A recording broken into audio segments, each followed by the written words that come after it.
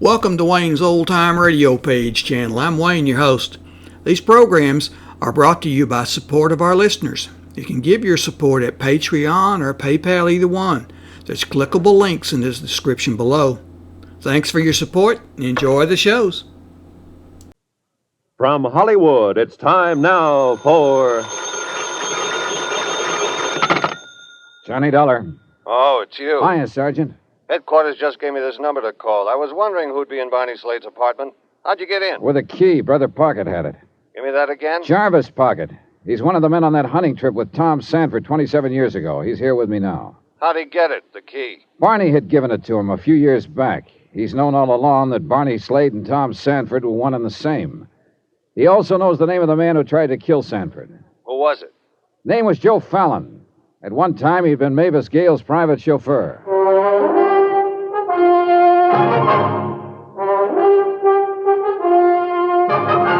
Tonight, and every weekday night, Bob Bailey in the transcribed adventures of the man with the action-packed expense account, America's fabulous freelance insurance investigator. Yours truly, Johnny Dollar.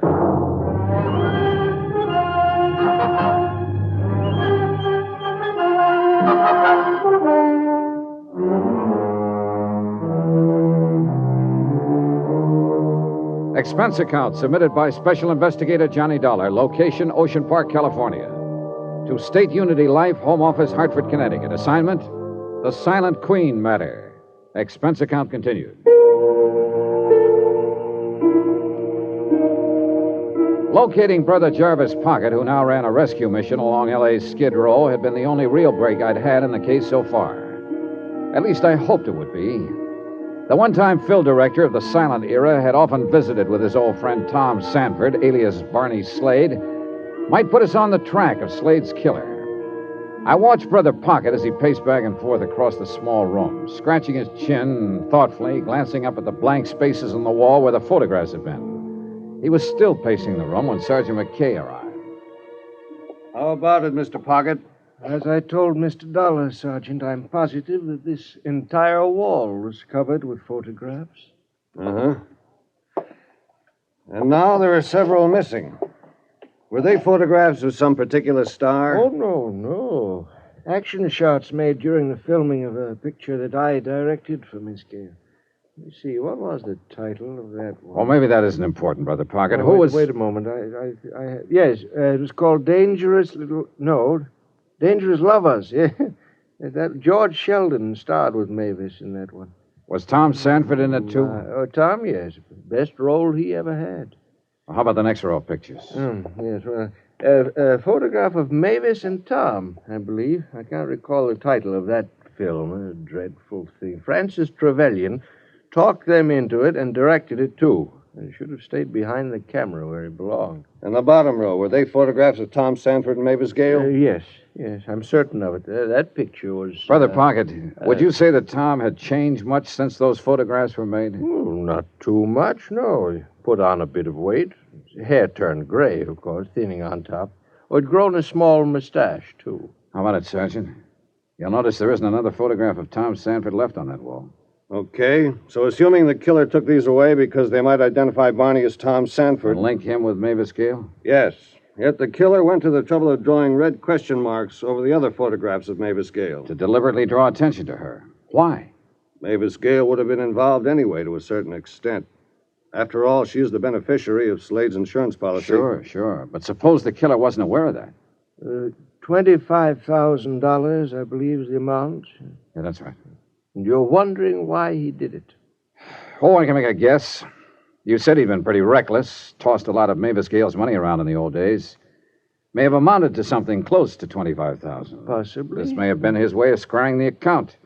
$25,000 and a king-size shot. He could hardly be expected to guess that his death would come about under these circumstances, Mr. Dollar. No, but he could have passed away calmly in his sleep some night and wouldn't have changed a thing, Brother Pocket.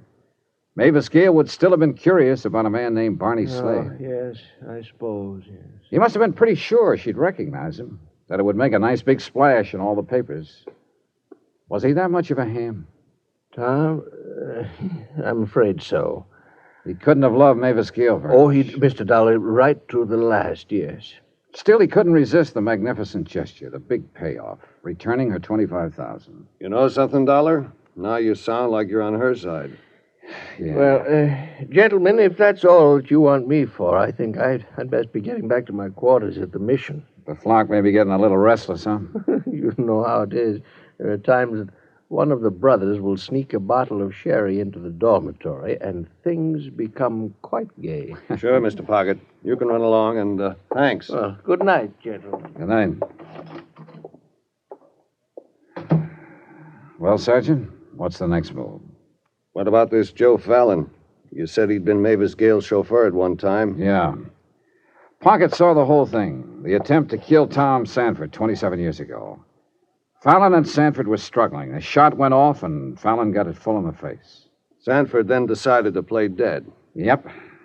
But ever since then, Sanford was hiding out down here under the name of Barney Slade. That is, until somebody caught up to him, caught on to it 3 nights ago, and killed him. Big question still remains, who? Come on, let's get out of here. I'll get it. Yeah? Uh-huh. Right, I got it. That was headquarters. They just got a call from Francis Trevelyan. Trevelyan. He was one of the men on that hunting trip, along with Pocket and the others. Yeah. Seems Mavis Gayle just heard we've been wanting to ask her some questions. She wants us to come right over. She's at Trevelyan's beach house in Malibu. The beach house turned out to be one of those super modern jobs, low, sprawling with a lot of glass and flagstone. The butler allowed us through the front door, and after a nice little stroll, we finally arrived at the den, a 50-footer at least, with a bar at one end. Mavis and a tall, distinguished-looking gentleman were at the other. Evening, Miss Gayle. Good evening, Sergeant. I'm terribly sorry about all this. I didn't know you wanted to talk with me.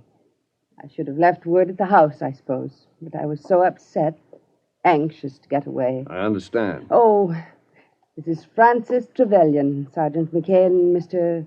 Dollar. We met at the funeral home. Oh, yes, I remember. Do sit down, gentlemen. May I offer you a drink? No, thanks, Mr. Trevelyan. Now, Miss Gayle, Yes. when I first informed you of Barney Slade's death at the Penny Arcade at Ocean Park, you told me you never met the man. That's right. I had no way of knowing it was Tom. Not until last night when I went to the mortuary. Had you ever been in or near the Penny Arcade at any time, Miss Gayle, previous to the murder? Yes. 2 nights before. Why didn't you mention this to me when I spoke with you before? I don't know. I was frightened. A man named Barney Slade had been murdered. The killer had drawn question marks on my photographs in the dead man's apartment. Were you afraid to tell me because it would involve you deeper? Yes. I think that was the purpose of the phone call, Sergeant. What phone call? That evening, shortly after 6, I received a call from a man. He wouldn't identify himself.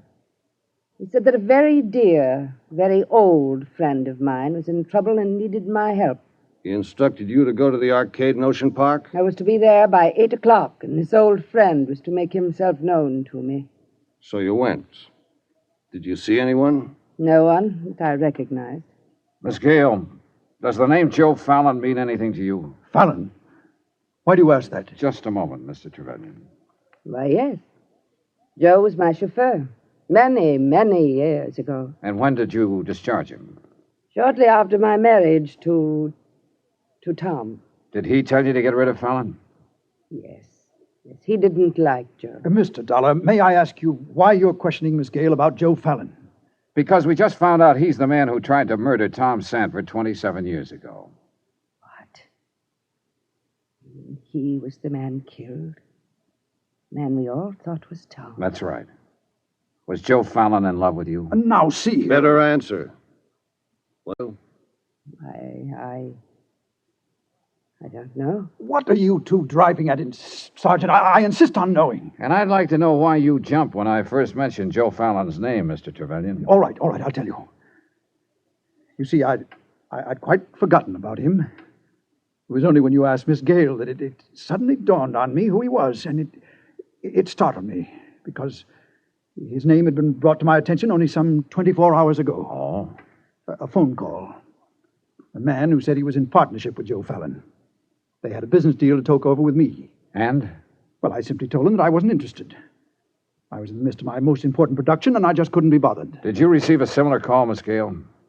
I know. You know, Sergeant, I'll give you odds. It's the same one who called Miss Gayle before the murder to get her down to the Penny Arcade. But I don't understand. Why? Who is the man? When we find that out, Miss Gayle, we'll have the killer.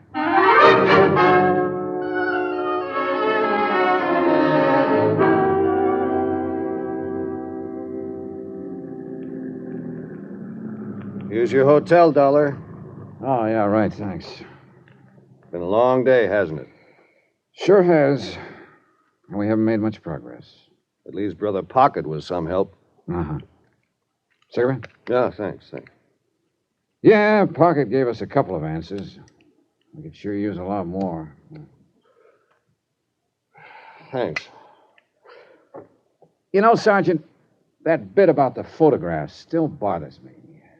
Why would the killer first try to hide the link between Mavis Gayle and Tom Sanford, and then deliberately draw attention to her? You think someone beside the killer could have made those question marks on her photographs? Could be. Okay. For instance, Who discovered the body? Twyla James. Okay. You mean she walks in, discovers the body, picks up red crayon, does the art job? Why?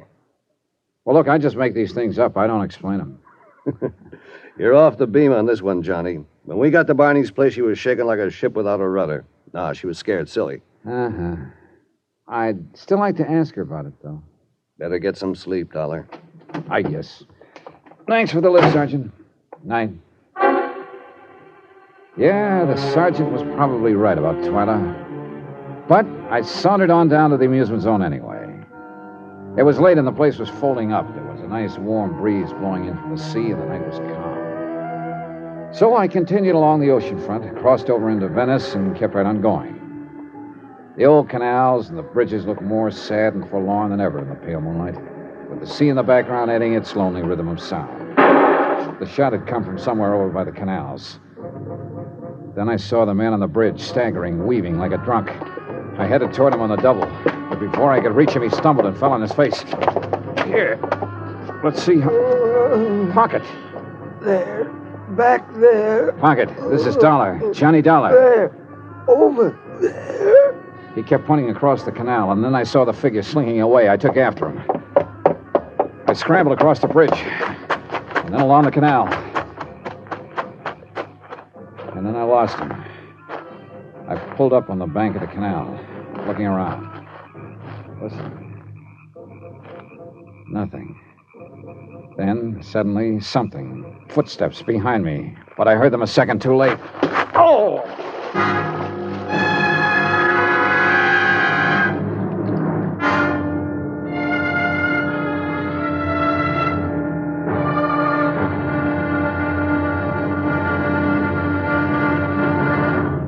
Now, here's our star to tell you about the final episode of this week's story. Tomorrow, a man who talked too much, and it killed him. Yeah, the payoff. Join us, won't you? Yours truly, Johnny Dollar.